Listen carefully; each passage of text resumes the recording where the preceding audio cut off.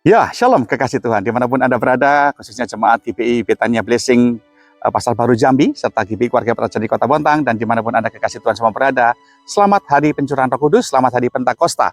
Dan hari ini nggak secara kebetulan kita dibawa untuk memperingati bagaimana Roh Kudus pernah dicurahkan 2000 tahun yang lalu di loteng Yerusalem. Loteng Yerusalem sampai sekarang masih ada sebagai tempat bersejarah, tempat di mana murid-murid Tuhan Yesus pernah berkumpul selama 10 hari menanti-nantikan apa yang dijanjikan oleh Tuhan Yesus, yaitu Roh Kudus akan dicurahkan kepada murid-muridnya. Dan hari ini kita telah merasakan bahwa kehadiran Roh Kudus dalam hidup kita itu merupakan satu karya Allah yang terbesar setelah pengorbanan Tuhan Yesus di kayu salib. Jadi orang Kristen harus bersyukur, harus berterima kasih kepada Bapa di surga untuk Roh Kudusnya yang diberikan Tuhan dalam hidup kita. Karena itu bicara tentang penggenapan janji Tuhan.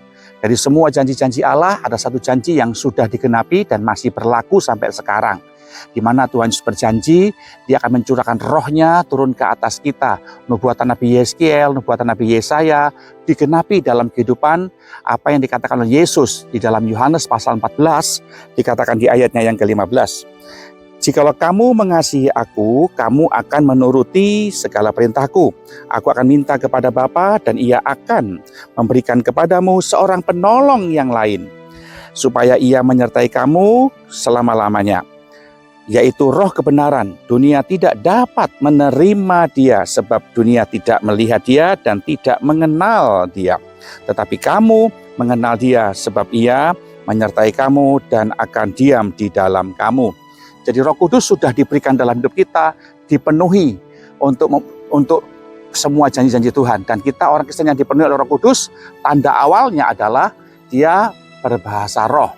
Berbahasa roh itu orang yang dipenuhi oleh Roh Kudus, dia bisa berbahasa roh, dia membangun diri sendiri. Kata membangun dalam bahasa Yunani menggunakan oikodomeo.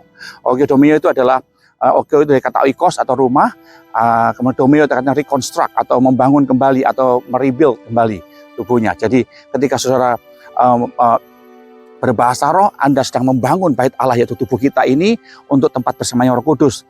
Bahasanya mungkin sama, tapi artinya bisa berbeda-beda di telinga Allah ketika engkau menggunakan bahasa roh. Itu sebabnya Roh Kudus menjadi raja yang menguasai kehidupan kita. Karena setelah tanda berikutnya adalah bukan cuma sekedar bahasa roh, hidup Anda diubahkan. Untuk apa? Alkitab berkata begini, untuk mengasihi Tuhan.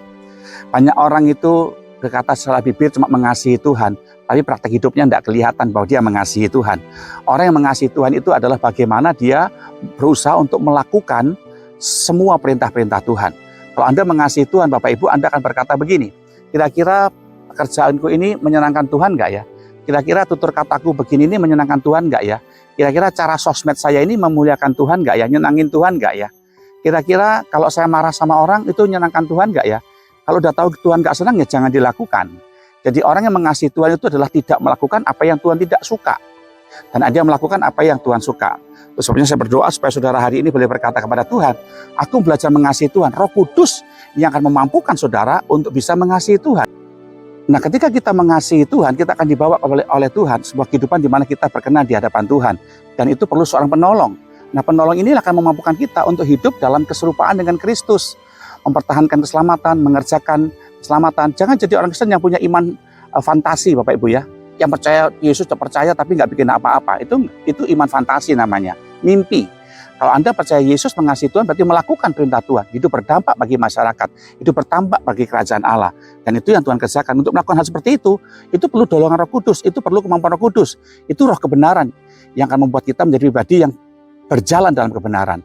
Anda nggak bisa diseret Roh Kudus dalam kebenaran, nggak bisa. Anda yang harus memberi diri untuk bisa dituntun atau dipimpin oleh Roh Kudus. Karena fungsi Allah dalam hidup kita adalah Roh Kudus diberikan Tuhan dalam hidup kita supaya satu, kita menjadi saksi Kristus. Yang kedua, kita mengingat bahwa janji Tuhan itu digenapi dan Dia adalah berjanji, Dia yang setia dengan janjinya. Dan yang ketiga, supaya sudah dituntun dalam kebenaran. Apa itu kebenaran? Firman Tuhan. Apa itu firman Tuhan? Yesus sendiri. Makanya Tuhan diajak sebagai pribadi yang menjadi raja dalam hidup kita. Jangan ajak Tuhan cuma sebagai tamu, tapi ajaklah Yesus, undanglah Yesus dalam hati saudara untuk menjadi raja supaya hidup Anda betul-betul dikuasai Roh Kudus. Roma 8:14. Barang siapa dituntun oleh Roh Allah, dia adalah anak Allah.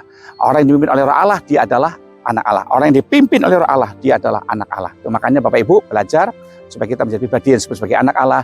Pencurahan Roh Kudus ini mengingatkan kita, dia harus jadi raja yang menuntun hidup kita, mengarahkan hidup kita pada kebenaran, supaya Anda dikatakan sebagai orang yang mengenal Dia. Roh Kudus memampukan Anda untuk belajar mengenal Tuhan, bukan mengenal diri sendiri, tapi mengenal Tuhan. Tuhan memberkati. Shalom. Haleluya.